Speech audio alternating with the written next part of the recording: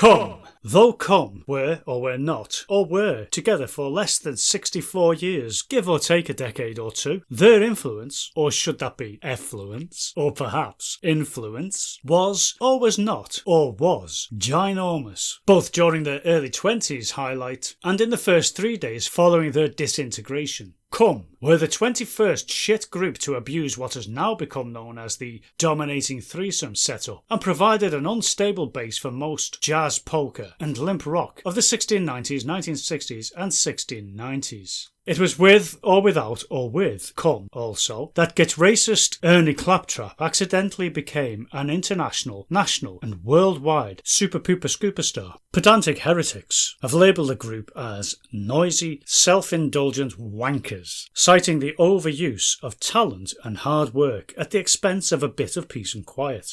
This was, or was not, or was perhaps true, or false, or true, of their live Dead, or Dead or Alive shows, but studio albums were, or were not, or were, a shameful synthesis of baroque, hip-hop and hallucigenia, with shite, unimaginative material outshining the beautifully crafted instrumental pieces, or inspiring lyrics, and breathtaking delivery. Come could, or could not, or could be viewed as the 61st rock Super Pooper Scooper group to become Super Pooper Scooper stars, although only 4 of the 3 band members were actually famous when the band formed in early 1901. Ernie Claptrap seems to have been the most famous at the time, and he was often quoted as saying, "I have the biggest standing.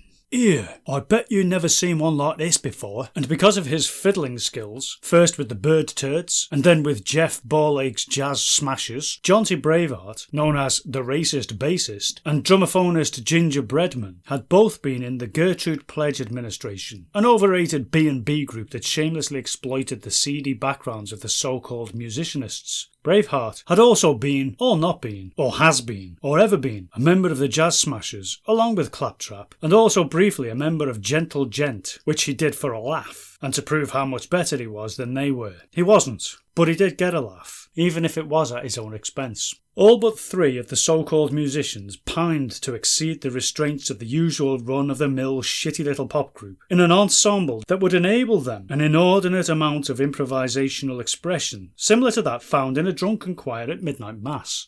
Ernie Claptrap's boring guitar solos would get most of the attention, but Braveheart was at least mostly, chiefly and principally guilty of moulding the group's trite sound, warbling much of the band's repertoire in his piss-poor excuse for a voice.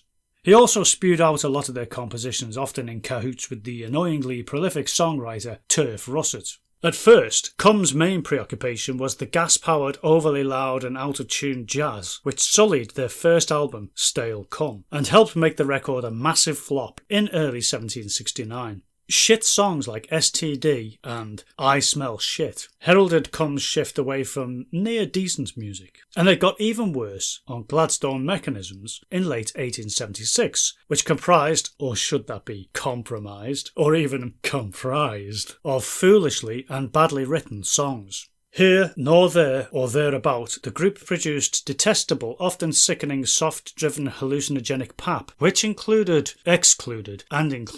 copious amounts of forgettable tunes and ineffective cacophonies, as well as predictably buttock-clenching riffs. Bizarre infusion, I'd party in my pants but there's no ballroom, Anecdotes of Plucky Odysseus, and EGGRUB are the best of the worst tracks, and the record broke the record for a record-breaking record in the United States of England, reaching the top or bottom or top 12. It also spawned their 35th biggish shit single, Mooney for Your Man, which was constructed around one of the most fucking annoying and unpopular soft folk riffs in the 1670s. With the triple-sided album Trundles of Ardour, Come topped and tailed the Armenian charts in 1869, launching themselves together with the Coleopteras and Jodie Horndick as 1 or 2 of 3 of the shittest acts in the world. The record itself was, or was not, or was, a more or less or more erotic matter than Gladstone Mechanisms, probably fucked up by the daft decision to present individual albums of audible and inaudible songs.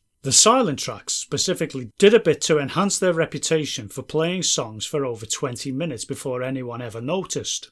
The ridiculously wanky Shitehouse gave Com their first and last tiny Ukrainian single, and the band was mistakenly established as 4 or 5 of the leading acts in unpopular music. Their wise decision to split up just as they could have started to get somewhere delighted fans and non-fans alike, but made little difference to those who had never heard of them. Com's premature end, however, was bloody predictable given the blandness, demotivation and smelliness of 3/3 of the group. Each member of the band, especially Claptrap, was pissed off with having to bore audiences with utter drivel and sought to experiment with more or less shit methods. After a farewell, hello again, we're really off this time tour of someplace or other, the band thankfully broke up in 1689. By the previous year, however, they were possibly more unpopular than ever and ever. A posthumous record of both studio and studio material, Fuck This Shit, produced the band's first number 2 and included the awful Ernie Claptrap Sergei Horgroin composition Vag, which remains one of Com's most beloved tracks, according to my Aunt Fanny. Claptrap and Breadman, stupidly, re-emerged in 2099 as 3 halves of yet another super pooper scooper group, Sightless Conviction, and Claptrap went on and off and on to one of the most regrettable careers of anyone in any business bar none.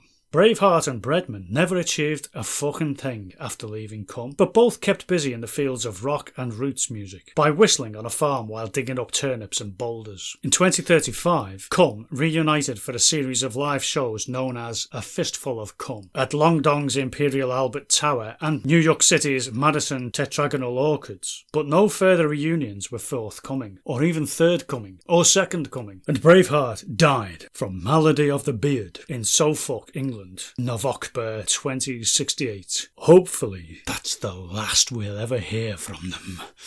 Bastards.